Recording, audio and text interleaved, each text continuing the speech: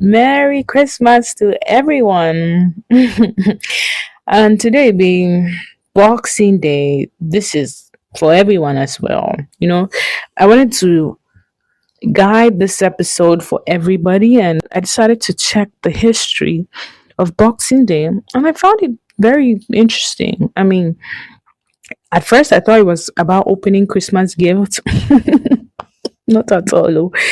It turns out that it's actually because of it started from the historical British tradition of giving Christmas boxes to servants and tradespeople or poor people, otherwise called servants. It was about giving them a day off, and so you send them on their day off with boxes, Christmas boxes. That's why it's called Boxing Day. There are different accounts of this in history, but then these were the few that I found that I'm going to talk about for today's episode. I'm not talking about the history, like that's where the excerpt is coming from.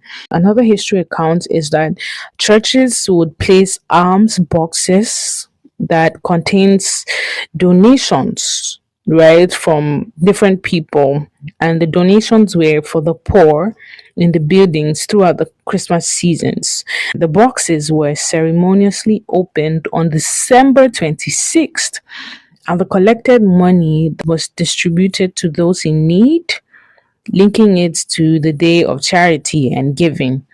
Then the final account that I saw was called It's a nautical tradition, which is a seafaring tradition. I think I found this actually really interesting, where a sealed box containing money was placed in a ship for good luck.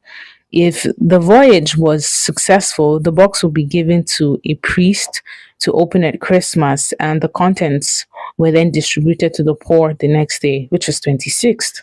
You're giving gifts to random strangers you don't know. Whoever gets it, it's good for them. It's not just money, they put different things. That's kind of why it's called a nautical tradition. So basically, it was from off day for slave or workers or arms for poor people.